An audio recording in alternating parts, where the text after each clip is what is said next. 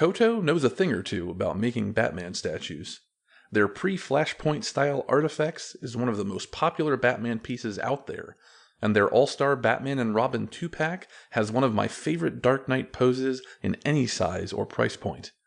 It is no surprise then that when it came time for Koto to introduce their take on the Rebirth Batman costume, they knocked it out of the park. Combining design elements from Batman's long history, the Rebirth suit is a modern classic, and while the design is not universally loved by fans, count me as one of its supporters. Gone are most of the overkill lines of the New 52 suit, giving way to a much cleaner look. The yellow around the bat and in the belt break up the black and gray nicely, and the purple inside of the cape is perhaps my favorite element. So in one sense, Koto's job here was easy. They had a great suit to work with. But translating the drawn Batman into one that occupies multi-dimensional physical space? There's nothing easy about that, but Koto rose to the challenge anyway, giving us this striking snapshot of the latest stop on Batman's decades-long journey. The aforementioned design elements are captured perfectly, so there isn't too much to say about them that I haven't already.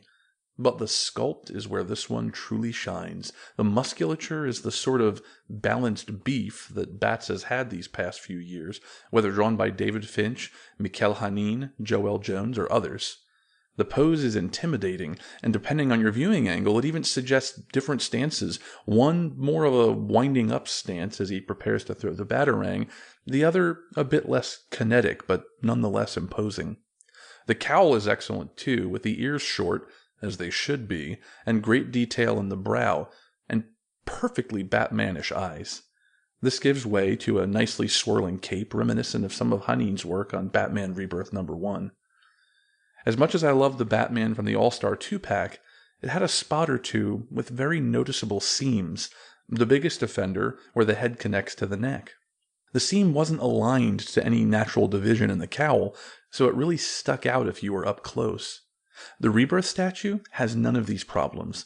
There are still seams where the pieces of the figure connect, but they're at logical locations where the seam is a natural break, so it really just looks like part of the costume.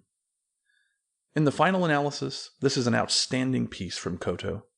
Even if the Rebirth suit isn't your favorite, this is an impressive Batman statue nonetheless, and I can't imagine any fan of The Dark Knight not feeling a bit of a rush looking up at this imposing crime fighter perched on the shelf.